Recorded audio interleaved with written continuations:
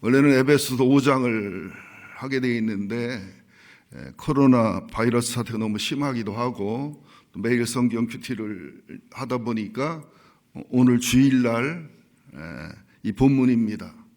20절을 다 할 수 있다고 장담은 못하겠지만 또 지금 매일 큐티 오늘 듣고 온 분들만 한번 손 들어보실래요? 매일 성경 큐티를 영상으로 보고 오신 분들만, 이분들은 좀 도움이 되시겠습니다. 우선 복음의 시작이란 말을 썼는데요, 마가복음은 사복음서 중에 제일 먼저 쓴 복음서인데 마가복음이 기록되게 된 계기가 있습니다. 그게 뭐냐면 AD 64년경에 로마의 대화재가 났는데 일부 야사에 의하면 네로 황제가 시의 어떤 그 시상이 떠오르지 않아서 불을 지르다 그런 것은 야사고 역사적 인정받지 못하는 그런 내용이고, 그때 네로는 그 로마에 있지 않고 식량 부족 때문에 어느 지역에 가서 식량을 모으고 있었다, 이렇게 역사적인 역사라고 봅니다.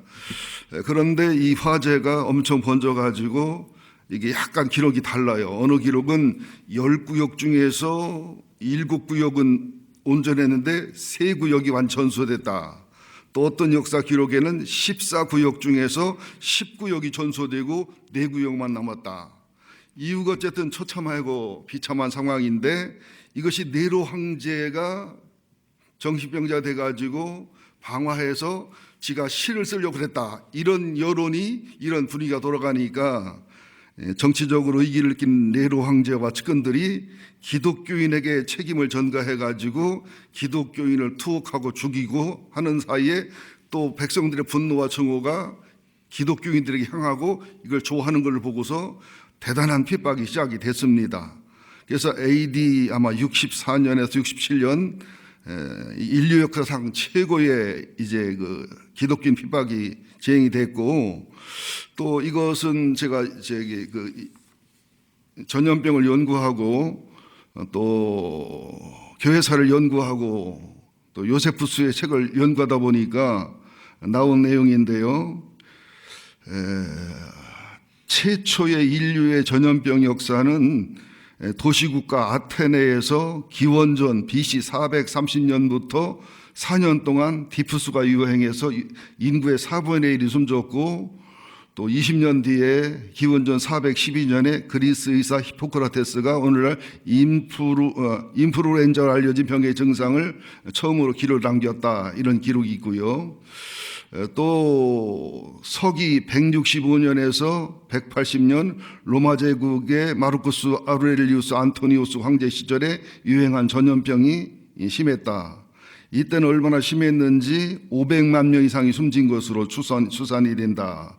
또 그러면서 65년, AD 65년이니까 로마 대화재가 난 그 다음에도 1차 역병이 있어가지고 로마 인구의 3분의 1, 4분의 1이 사망했고, 또 100년 후에 AD 165년에도 2차 역병이 있어가지고 그때는 하루에 5천 명에서 1만 명이 사망을 해서 심한 경우는 2분의 1까지도 사망했다, 이런 기록이 있고요.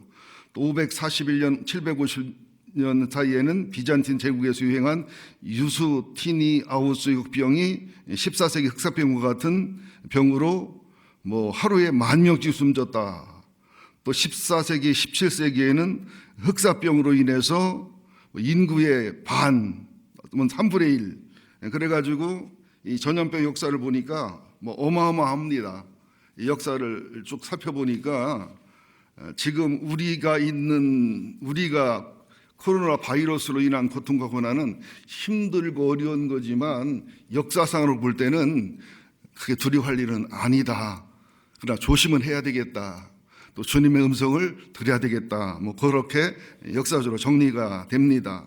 이런 상황이었기 때문에 마가복음을 급하게 기록을 해가지고 기독교인들이 이제 지쳐가고 전쟁으로 지치고 핍박으로 지치고 전염병으로 지치고 그러는 사이에 이 요한이 마가복음을 기록한 거예요. 바나바의 조카지요. 바울과 같이 전도여행 떠나 중간에 돌아와서 뭐 다툼이 됐던 사람, 그러나 나중에 돌이켜서 디모데후서 4장에 보면 사도 바울이 마가 요한을 데려와라, 내가 유익한 사람이다. 그리고 베드로한테는 아들같이 인정받은 이 마가 요한이 기록했는데, 이런 상황을 염두에 두고 기록했습니다. 그래가 그 당시에 마가복음이 쪽복음으로 엄청 유행을 했어요. 마가복음 있는 거 알아? 마가복음 얘기 들어봤어? 그래가지고 그것이 몰래 유행을 하면서 기독교인에게 엄청난 의로와 희망과 그 어떤 그 힘을, 능력을 실어줬고요.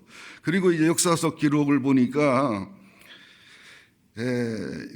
기독교인은 아닌데 사회학자 로드니 스타크가 쓴 기독교의 발흥이라는 책을 보니까 65년이나 165년이나 역병 때, 또 로마 대화재 때 4분의 1, 3분의 1, 심하면 2분의 1이 전멸하는 그때에 기독교인들의 사망률은 약 10%대였는데 어느 지역은 비그리스도인들은 30%대, 50%대를 사망하더라는 거예요. 그걸 조사했더니 그리스도인들은 동료가 죽거나 또 지역에서 사람이 죽어도 가족들도 장례를 안 지내요. 친척들도 안 지내서 그냥 방에서 썩는 시체가 많았는데, 하룻밤을 지나고 나면 하얀 옷을 입은 사람들이 와서 자기 기독교인들의 시체와 또 비그리스도의 시체를 다 치워서 화장하기도 하고 매장하기도 하고, 이 일을 하는데도 불구하고 기독교인은 10%를 넘지 못했다는 거예요, 사망률이. 그때 정부에 또 조사를 하고 국민들이 알아보니까 그리스도인들이 자기도 병 걸리면 죽을 수 있는데도 환자들을 돌보고 구제하고, 죽어서 시신이 되면 가족도 안 돌보고 부모도 버리고 가는데 이걸 다 치우고 장례 진행했는데도 사망률이 10%를 안 넘었고, 또 사망해서 죽으면서도 부활의 신앙으로 죽고 영광의 신앙으로 죽고 웃는 얼굴로 죽고 그렇게 행복한 얼굴로 사랑의 얼굴로 되는 모습을 보면서 충격을 받은 거예요. 그래가지고 나중에 조사를 해보니까 굉장히 놀랄 만한 조사가 나왔습니다. AD 40년에 1000명이었던 기독교인들이 AD 350년, 즉 한 290년이 지나서 보니까 로마 인구가 대략 6천만, 로마 시만이 아니라 로마 이제 그 인구, 제국의 인구겠지. 로마 인구 6천만 중에서 56%가 되었다는 거예요. 아마 로마의 자유로운 종교 정책 쪽에서도 이제 이게 여러 가지 종교가 있었지만, 기독교인들만큼은 뭔가 인생의 본질도 바르고 삶의 태도도 바르고 검소하고 또 가정도 건강하고 뭐 죽으면서도 희생하고 섬겨주고, 그리고 거기는 노예도 없고 종도 없고 상상도 할 수 없는 그런 자유와 평등이 있고, 그리고 사랑과 은혜가 있고, 이래가지고 1000명의 그리스도인이 340만이 되고 나중에는 그 전 세계를 지배하는 주류 기독교 종교가 되었다. 우리들도 어떻게 초대교회 때의 신앙의 정신과 믿음의 정신을 가져야 되겠다. 그래서 마가복음을 주님이 왜 기록하게 했고 왜 기록했는가, 그런 차원에서 말씀을 드리려고 합니다. 우선 1절을 한번 읽어볼까요? 시작. 하나님 아들 예수 그리스도의 복음의 시작이라. 근데 그냥 복음이 시작됐다, 복음의 기초를 얘기한다 이러면 되잖아요. 뭐 마태복음은 족보 얘기를 하고, 누가복음은 대하빌로 각하 얘기를 하고, 요한복음은 태초에 하나님 말씀을 계셨다고 얘기하는데, 이상하게 하나님 아들 예수 그리스도의 복음의 시작이라.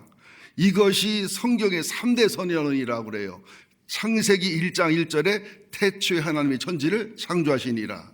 요한복음 1장 1절에 태초에 말씀이 계시니라. 이 말씀이 하나님과 함께 계셨다. 그래서 하나님 아들 예수 그리스도의 복음의 시작이라는 성경의 3대 선언 그러는데, 이게 왜 중요하냐? 이거 굉장히 중요한 얘기입니다. 이거 하나만 가지고도 한참 설교를 해야 되는데, 당시의 유한겔리온 복음이란 말은 기독교인의 전용 용어가 아니라 로마 황제의 전용 용어였어요. 로마 황제가 로마나 팍스, 로마의 힘으로써 전 세계를 지배하면서 세금을 받아내면서 로마 시민들은 엄청난 부귀와 영화를 누리면서 로마의 힘으로 인한 그 평화, 로마의 경제적인 힘으로 인한 어떤 경제적인 누림, 로마로 인한 편안함. 물론 이거는 진정한 평화도 아니고 진정한 행복도 아니고 진정한 은혜도 아니지만 로마로서는 이것을 복음으로, 유한겔리온, 황제의 복음이다. 황제가 있어 중심이 유지되고 황제가 있어 평화가 유지되고 황제가 이런 삶을 사는 것이다. 황제를 신으로 여겼거든요. 신으로 섬겼거든요. 그런데 성경은 뭐라고 말하느냐? 황제 복음은 바다에서 나온 짐승, 땅에서 나온 짐승, 가짜 황제, 가짜 신의 복음이고 하나님으로서 사람 되고 사람이고 하나님이신 그분의 죽으심과 부활하심과 인류의 근본 문제, 인류의 영원 문제를 해결한 예수, 하나님의 아들이신, 하나님이면서 사람이신 하나님 아들. 그러면 여호와 증인들은 열을 냅니다. 하나님의 아들이면 하나님은 아버지고 예수님은 아들이지 어떻게 똑같은 삼위일체냐. 그런 것은 머리로 계산해 그런 건데 예를 들어보자고요. 여러분, 제 아들이 박상환의 아들이 박성진이요. 그러면 박상환이도 사람인데 박성진이는 사람이요, 동물이요? 대답할 때가 눈 안 들려요. 내 아들도 내가 사람이니까 사람이잖아요. 내 아들이지만 아들이라는 것은 우리처럼 결혼해서 이세를 낳았다는 게 아니라 사람의 모양을 입고 왔다는 뜻의 아들이기 때문에 삼위일체라는 것은 성경적 원리고 진리인데 이 믿음으로 순수한 신앙으로 성경 전체를 믿지 못하는 사람들은 받아들이기 어려운 내용이죠. 그래서 로마의 황제의 복음, 로마나 박세의 힘으로 인한 평화의 불완전한 그 복음과 평화가 아니라 하나님 아들 예수 그리스도가 하나님으로 사람이 되고 죄인 되고 하나님 쪽에 사람 쪽에 평화를 일으켜 주시고 사람과 사람의 화평을 만들어간 예수의 복음이 진짜 정답이고 이것이 완전한 해결책이고 이것이야말로 모든 것의 모든 것이다. 그래서 하나님 아들 예수 그리스도의 복음의 시작이다. 우리 그리스도인들은 삶의 시작도 예수 그리스도, 삶의 과정도 예수 그리스도, 뭘 선택해도 예수 그리스도, 마지막 숨질 때까지도 예수 그리스도, 비전과 사명을 위해서도 예수 그리스도, 마지막 죽을 때도 예수 그리스도, 죽는 과정에도 예수 그리스도, 죽고 나서도 예수 그리스도, 또 영원한 세계에서 예수 그리스도, 예수가 우리의 시작과 끝인 알파와 오메가의 삶을 살아야 되겠다는 사실입니다. 우리들이 한국교회가 위기를 맞이하고 있어요. 한국교회가 타락한 것도 사실이고 본질이고 사실이지만 안티 세력들이 너무 나쁘게만 만들기 때문에 우리 자신부터 안티에 속아가지고 교회가 이만큼 문제 있다면 우리도 이만큼 나쁘다고 느끼는 거예요. 우리 자신이. 어젠가 보니까 어느 안티 세력에서 목사님 설교를 2분씩 짜집게 했더라고요. 코로나 바이러스는 하나님의 심판입니다. 코로나 바이러스는 하나님의 저주입니다. 중국이 코로나 바이러스가 왜 저렇게 중국을 힘들게 했는 거 아니? 선교사를 파송했기 때문에 교회를 부쉈기 때문에. 근데 그걸 짜집게 가지고 2분씩 1분씩 해가지고 10몇 명의 목사들을 쫙 보여주니까 내가 헛소리 하더라고요. 너무 심하더라고요, 목사님들 말이. 그런데 30분, 40분 설교를 다 틀어줘야죠. 오늘 제가 설교한 것도 몇 개만 추려서 해보세요. 역사적으로 전염병이 많았으니까 지금 코로나 바이러스는 아무런 것도 아니니까 엄살 떨지 말고 괴와 이렇게 들리지 않겠어요? 여러분이 한 말 5분만 짜집게 하면요 다 사형시킬 수 있어요. 이런 것에서 속으면 안 돼요. 우리가 성찰을 하고 돌아보되 너무 안티 세력이 많아가지고 그러니까 우리나라 정치도 마찬가지예요. 지나치게 내 친점이 안 맞는다고 해서 안 맞는 건 안 맞는다고 하고 내가 권리를 행사해야 되지만 지나친 안티가 되는 것은 저는 옳지 않다고 생각합니다. 그래서 저는 저에게 정치를 물어보지 마세요. 첫째 곤란하고 둘째는 나는 정치 이념이나 정치관을 갖고 있지만 나는 최우선적으로 예수 그리스도의 뜻이 어디 있는가, 그분들이 예수 그리스도의 뜻에 얼마나 맞추는 정치를 하는가, 얼마나 성경 기준에 맞는가, 얼마나 성경 기준에 가까운가, 저는 그것을 보기 때문에 여러분이 정치적 성향은 가질 수 있고 자유롭게 갖되 성경 말씀을 최우선에 두셔야 됩니다. 주님의 뜻, 주님의 섭리, 주님의 정치를 쓰고 주님의 독재자를 쓰고 악인을 쓰고 주님이 역사하시는 섭리와 계획함을 우선해 두는 믿음을 가져야 될 줄로 믿습니다. 교회에서 가능하면 정치 토론 하지 마세요. 이게 좋은 결과 안 와요. 누가 내 말 듣고서 정치관 바꾸겠어요? 여러분도 내 말 안 들어요. 안 들을 걸 믿습니다, 나는. 그 다음에 이제 교회 안에서 교회 밖에서 목회자에 대한 불신, 목회자는 성도에 대한 불신. 일부 사모님은 장로님이 무섭다 하는 분들도 있어요. 예? 일부 성도들은 목사를 일단 불신하고서 들어가는 이게 사단에 속는 이런 정신. 또 이단들, 이번에 신천지를 드러낸 것은 참 주님이 잘하셨는데, 이게 이제 전 국가가 고난을 당하니까 문제인데, 신천지가 바이러스라는 것을 일종의 보여주는 겁니다. 그래서 여러분, 신천지나 이단이나 이설이나 기독교 반문화나 이것이 오히려 바이러스나 인플루엔자나 에이즈보다 더 영적으로 무섭다고 하는 것을 심각하다는 것도 알아야 됩니다. 나는 잘 몰랐는데 책을 읽고 연구하다 보니까 전봇대에 보면은 어느 스티커가 붙은 걸 보면 S섬 구함, 버텀섬 구함, 초보자 환영, 어린 분 가능. 무슨 말인가 아시는 분 손 들어봐요. S섬 구함, 바텀섬 구함, 초보 가능, 어린 분 가능. 이게 뭐냐면 동성애 간에 성행위를 할 때 동성애만 하는 게 아니라 상대방을 괴롭히고 고문하고 고통스럽게 해서 쾌락을 얻는 사도 마조히즘이라는 변태 성욕이 있어요. 이 상대를 돈 주고 구한다는 거예요. 그 바로 이런 것을 상대해 주는 사람을 이런 성행위를 SM이라고 그래요. 변태 성욕자들의 원하는 게 SM이죠. 이어서 나오는 서브미션의 약자로 이 변태 성욕자들에서 노예 역할을 해주는 걸 말하고, 바팀은 남녀간 학문 성교를 할 때 여자 역할을 해주는 사람을 말합니다. 그러면 5만 원도 두고 10만 원, 15만 원 주는데 거기 다녀온 어린아이들이 있고 중학생, 고등학생, 대학생들 얘기를 들으면 죽으실 만큼 고통스럽대요.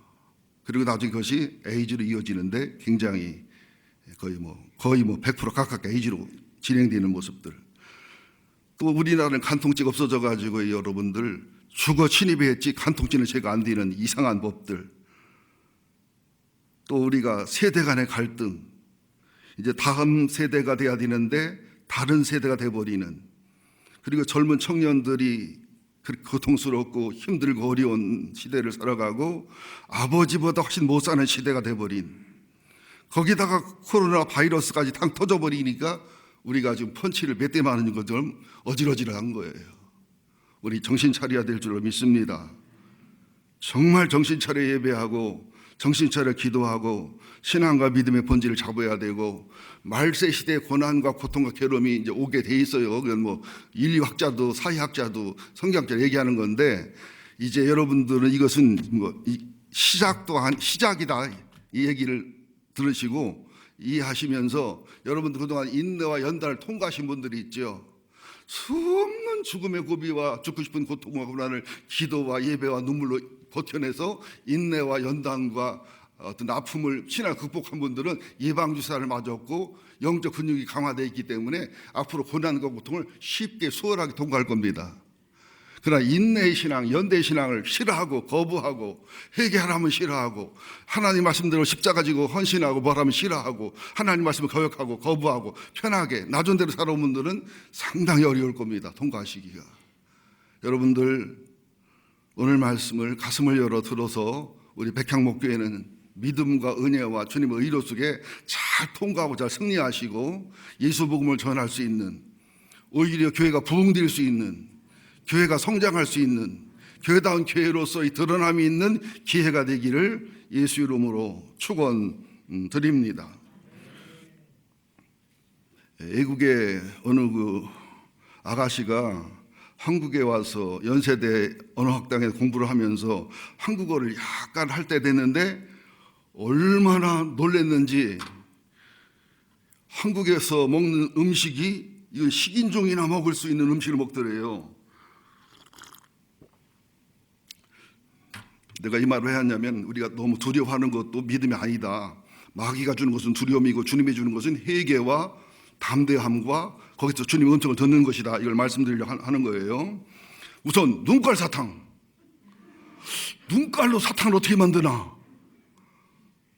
눈깔 사탕 놀란 거예요. 근데 거기 어디 갔더니 할머니 뼈 해장국. 이 나라는 할머니 뼈를 끓여서 해장국을 만드나? 어디 갔더니 산채 비빔밥. 어디 갔더니 내장탕. 근데 이제 한글을 모르니까 놀래 자빠진 거예요. 마귀는 두려움을 부풀입니다. 상황을 부풀입니다. 부정적인 쪽으로. 근데 하나님은, 성령님은 직시하고 직면하게 하고 그거보다 더 큰 하나님, 더 큰 은혜, 더 큰 섭리, 좋게 하신 하나님을 직면하도록 성령님은 그렇게 일하십니다. 우리 조심해야 돼요. 저는 여러분 마스크 쓰는 것도 잘못 쓰면 여러분 오히려 또 해가 되기 때문에 손을 자주 씻어주는 게 좋습니다. 손만 자주 씻어도 훨씬 효과가 있고요. 세수만 자주 해줘도 되고요. 예.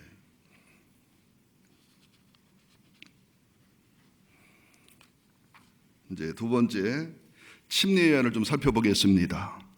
2절부터 8절까지 한번 읽겠습니다. 시작. 선지자 이사야의 글에 보라 내가 내 사자를 내 앞에 보내노니 그가 내 길을 준비하리라. 광야에 치는 자의 소리가 있어 이르되 너희는 주의 길을 준비하라. 그의 오실 길을 곧게 하라. 기록된 것 같이 침례 요한이 광야에 이르러 제사함을 받게 하는 회개의 침례를 전파하니 온 유대 지방과 예루살렘 사람이 다 나가 자기 죄를 자복하고 요단강에서 그에게 침례를 받더라. 요한은 낙타 털옷을 입고 허리에 가죽띠를 띠고 메뚜기와 석청을 먹더라. 그가 전파에 이르되 나보다 능력이 많으시니가 내 뒤에 오시나니 나는 굽혀 그의 신발끈 풀기도 감당하지 못하겠노라. 내가 너에게 물로 침례를 베풀었거니와 그는 너에게 성령으로 침례를 베푸시리라. 순교자, 선지자, 수많은 헌신자 중에 예수님이 최고의 칭찬을 한 사람입니다. 여자를 통해 태어난 사람, 남자와 여자가 정상적인 부부관계를 통해 태어난 사람 중에 침례 요한보다 큰 사람이 없다. 이게 왜 침례 요한을 큰 사람이 했느냐? 오늘 본문을 보면 알아요. 왜 침례 요한이 큰 사람이었나?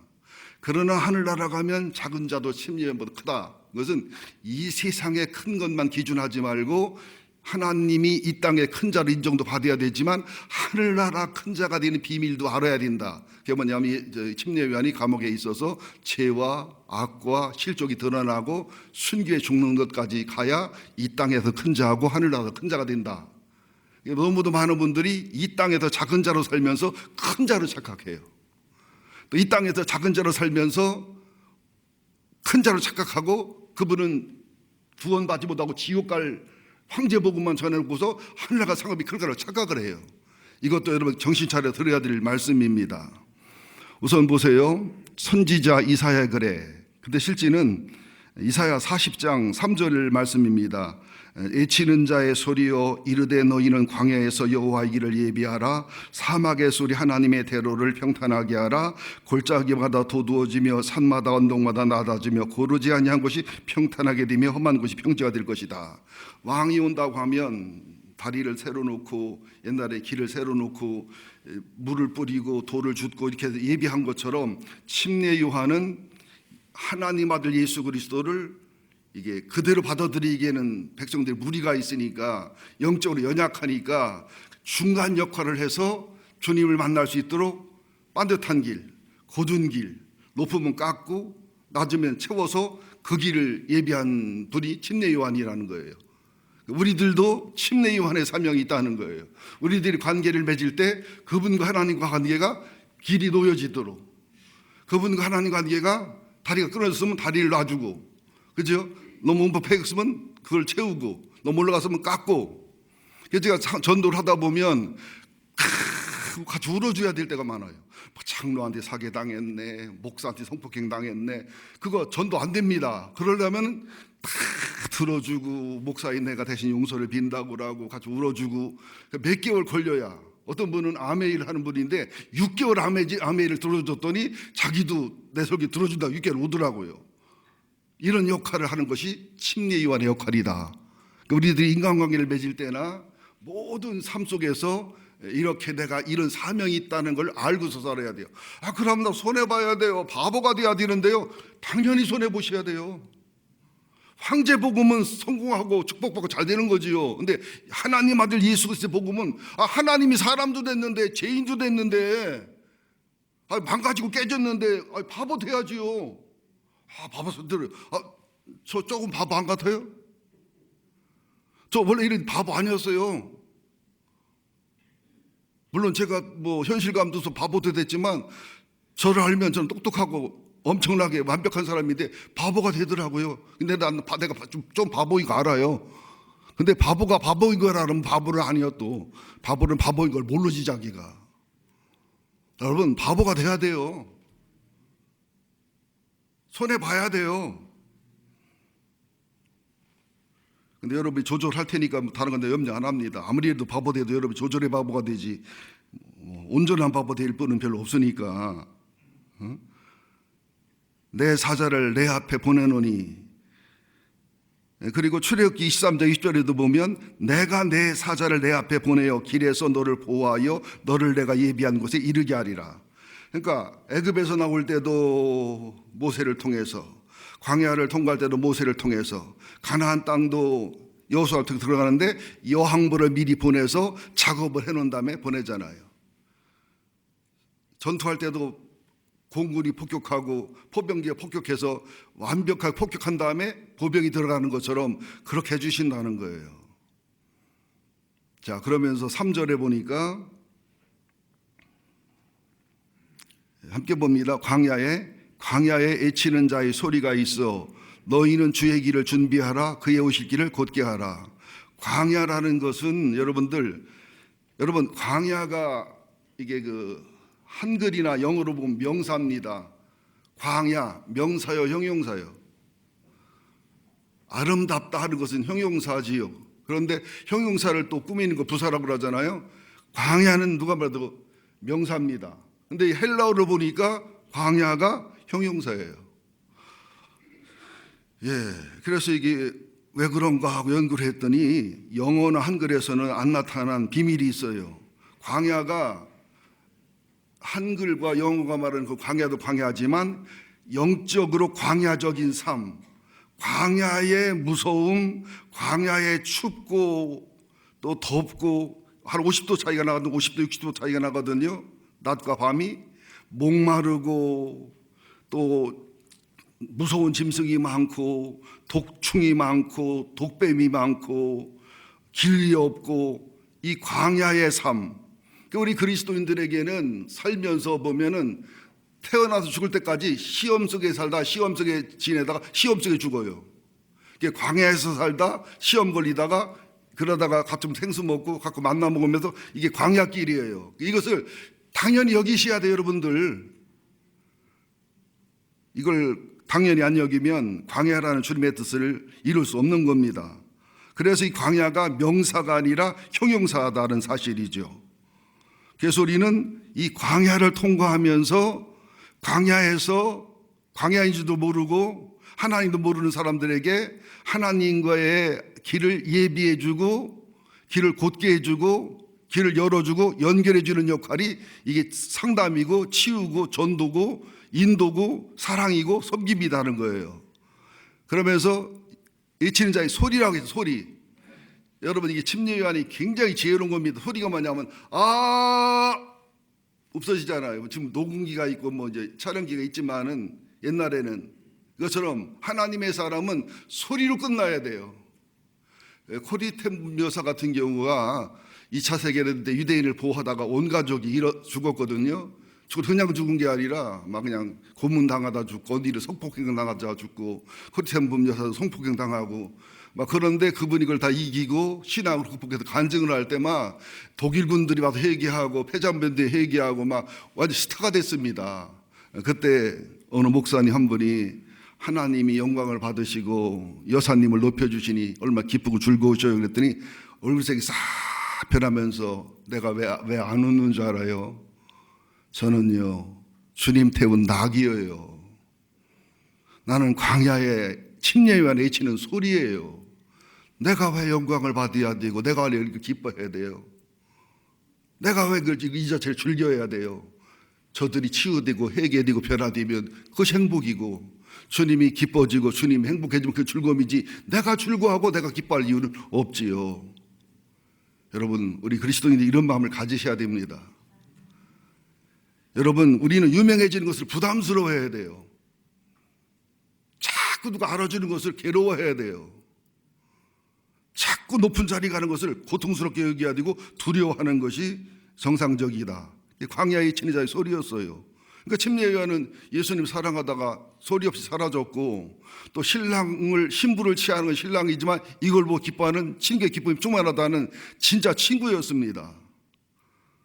자, 이제 4절 봅니다. 세례 요한이 시작. 침례 요한이 광야에 이르러 제사함을 받게 하는 회개의 침례를 전파하니, 이게 왜 이런 침례를 하냐면 이때 SNF파라는 파가 경건파입니다. 지금도 SNF파 지역을 가면은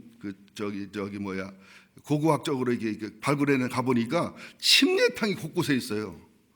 이분들은 죄만 지면은 침례탕에 가서 들어가서 침례 받고 나오고 침례 받고 나오고, 그러니까 막 경건하게 금식하며 바르게 살되 죄를 안 지을 수 없으니까 그때마다 침례탕에 가서 침례 받고 나오고 침례 받고 나오는 SNF파의 일종의 신앙관이 침례에는 있었던 거예요.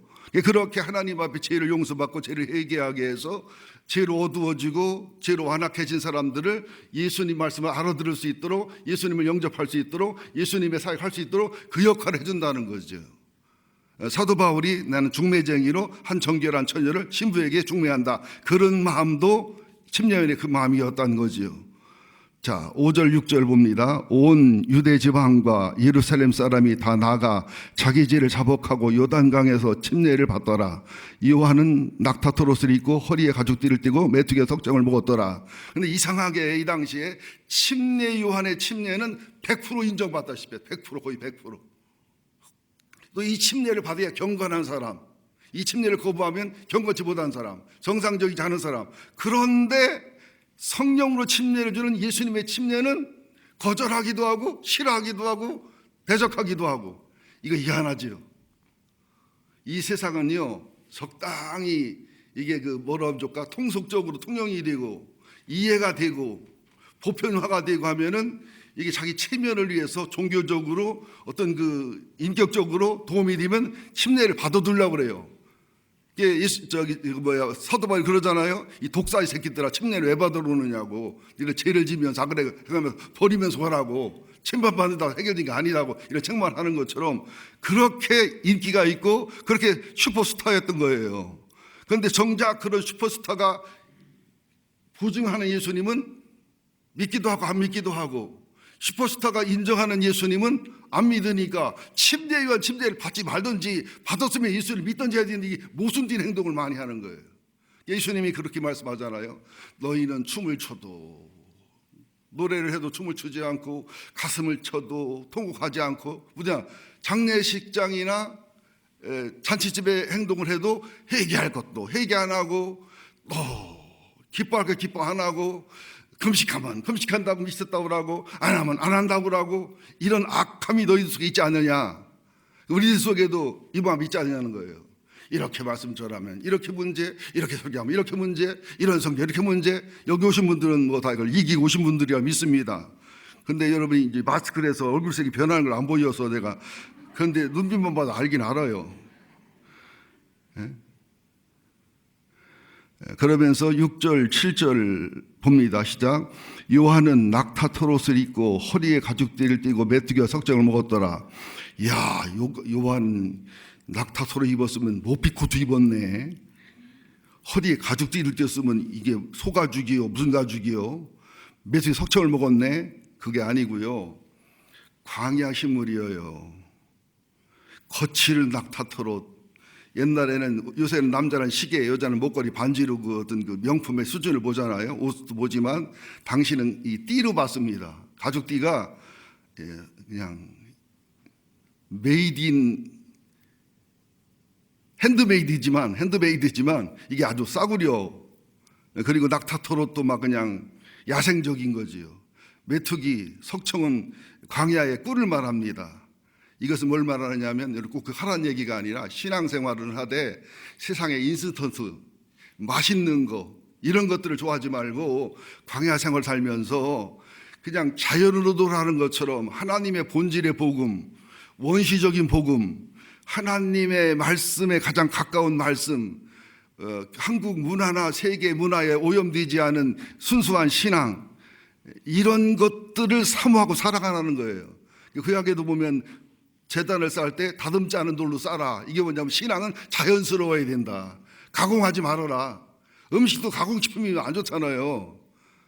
입에 달고 맛있는 거, 저도 요새 전쟁을 하는데요, 제 입에 달고 맛있는 것은 내 몸에 안 좋은 거니까 저는 이게 먹으면은 그 껍질째 같이 먹어야 안 들키는데, 먹고 껍질을 쓰레기통에 버리니까 싶어요. 다 뒤지나 봐.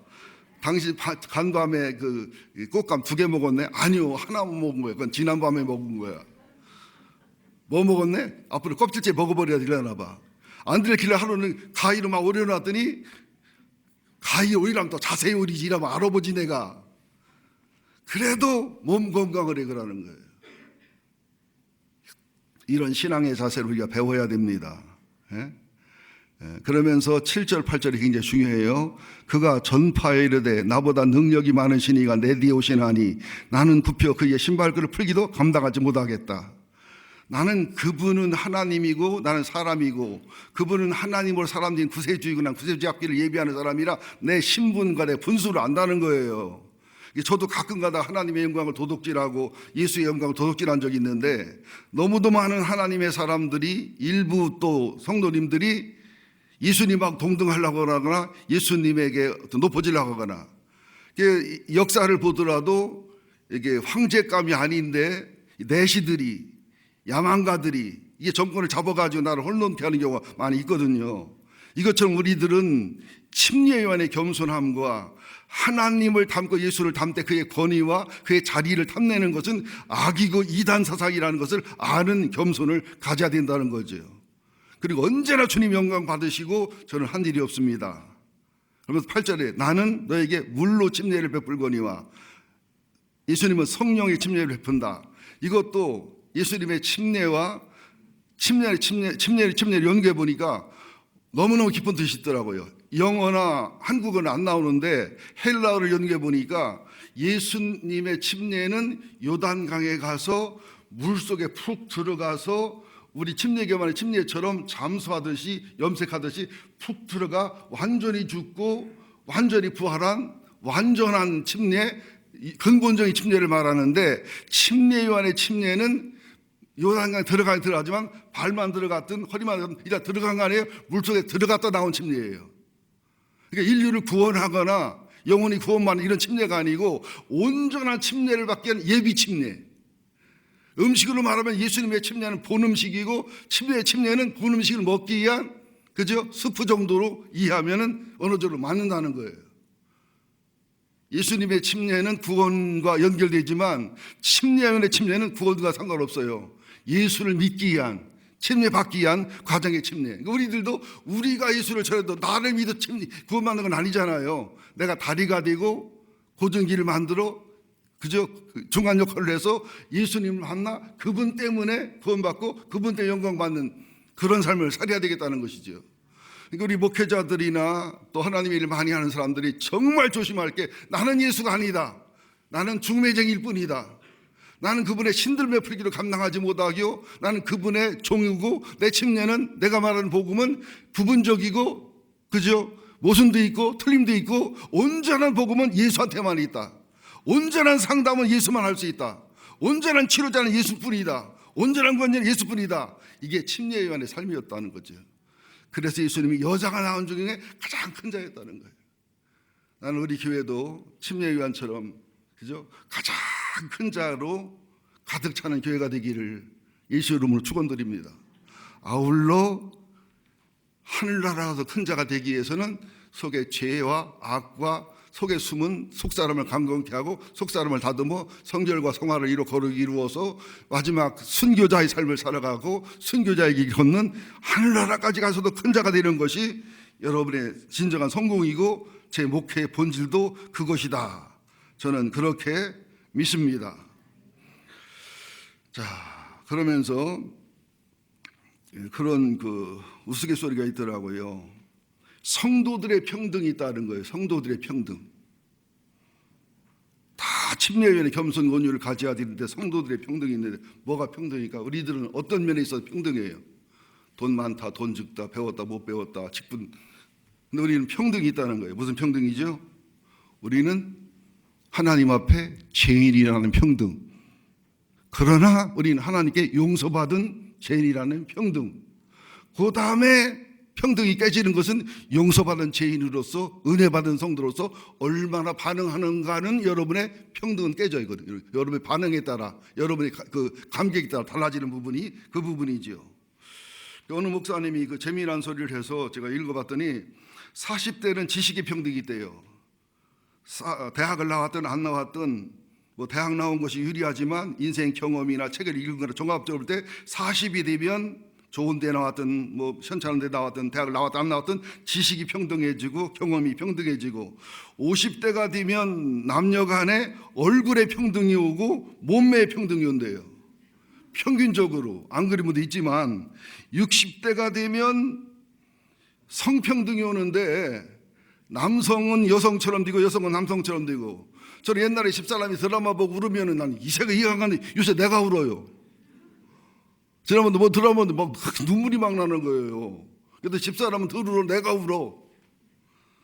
또 70대가 되면 건강평등, 뭐 80대가 되면 재산평등, 90대가 되면 생사평등, 죽은 얼굴이나 산 얼굴이나 똑같다네요. 90이 넘으면 뭐 이런 소리를 하는데 여러분 세상에 너무 매이거나 세상에 너무 행불행을 주지 마시기 바랍니다. 연세 들어가면 서럽잖아요. 병들면 서럽잖아요. 돈 없으면 서럽잖아요.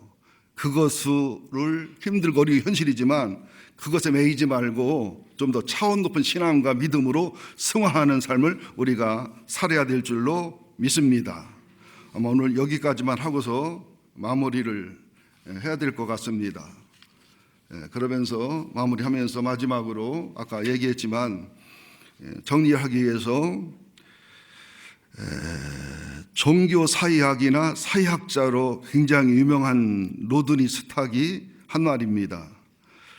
초대교회가 그 핍박과 전염병과 그 대화제와 그 어려움 속에서 놀랍게 부흥한 이유, 놀랍게 성장한 이유. 그래서 그 책 이름이 오늘 내가 적어왔는데 책 이름이 있네요. 여기 있네요. 책 이름이 기독교의 발흥입니다. 이 책을 읽었으면 좋겠어요. 나는 쿠팡에 신청을 했는데 기독교의 발흥이라는 책에 나오는 내용인데요.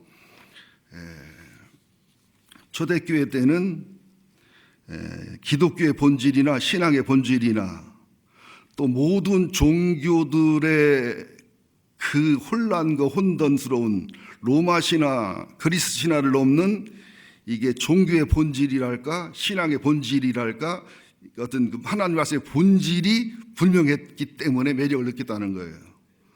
그 다음에는 이 기독교의 신앙이 이게 종교로서도 합리적이었거니와 가정생활이나 인간관계나 현세나 천당이나 모든 걸 연결해도 합리적이고 가장 지혜롭고 가장 합당하고 가장 건강하고 가장 윤리적이고 가장 아름다웠다는 거예요. 우리는 본질만 찾으면 돼요. 여러분들 다른 거 할 거 없어요. 본질. 그 다음에는 초대교회는 당신은 상상도 할 수 없는 노예와 종이 같은 동료가 되는 남성과 여성이 동등한 당시로서는 상상도 못하는 오네시모가 빌레몬의 종으로서 노예로서 탈출했다가 다시 돌아가는 모습 나오잖아요. 그런 평등과 개방과 이 세상에는 도저히 맛볼 수 없는 하늘나라도 맛볼 수 있는 그런 네트워크, 그런 관계가 엄청난 매력적으로 느꼈기 때문에 당시 노예들, 하층민들, 중상류층 여성들에게는 어마어마한 매력을 주었고, 중상류층 여인들 은혜를 받으니까 남편들 전도하고 남편들 설득하고, 이들이 아내가 변할 때 나쁘게 변하는 게 아니라 좋게 변하고, 로마 시대는 여자들이 정부를 보통 뒀는데 기독교인이 되면 절대 정부를 두지 않고 남한을 사랑하는 이 감동. 또 기독교는 당시에 다신 시대였는데, 수많은 신화 시대였는데 다들 희생 없이 부자만 되려고 하고 희생 없이 잘 되려고 하는데, 이상하게 기독교는 희생을 강조하는, 희생을 기뻐하는, 그리고 정상적인 부부관계를 독려하고 애도하거나 간통을 하지 않거나 동성애를 반대하거나 윤리적 도덕적 맞거나 출산을 독려하거나 자녀를 바르게 키우거나 옳게 키우거나 어디를 봐도 아름다웠다는 거예요. 또 특별히 로마 전역에 전염병이 창궐할 때 인구의 3분의 1, 2분의 1이 죽어갈 때 기독교인들은 생명을 아끼지 않고 돌보고 사랑하고, 또 죽으면서도 기쁨으로 부활의 신앙을 죽어갔고, 또 죽어가는 사람들에게 부활의 신앙을 전하고, 기독교 신앙을 전할 때 죽는 사람들이 살아나는 사람도 많았거니와 죽어가면서 기쁨으로 행복으로 죽었고, 또 시체를 무서워하거나 방치하는 게 아니라 하룻밤 자고 나면 시체를 다 매장하거나 화장해서 정리해서, 기독교인 때문에 이 로마 지역에서는 전염병이 빨리 끝나고 깨끗하게 해결이 됐다. 이걸 보면서 그들이 엄청난 감동과 감격을 받았기 때문에 기독교가, 교회가 부흥이 될 수밖에 없었다. 우리도 이번 사태를 두려움과 공포로만 생각할 게 아니라 초대교회 때의 이런 역사와 이런 희생과 이런 담대함이 있는 교회가 되기를 예수 이름으로 축원드리겠습니다.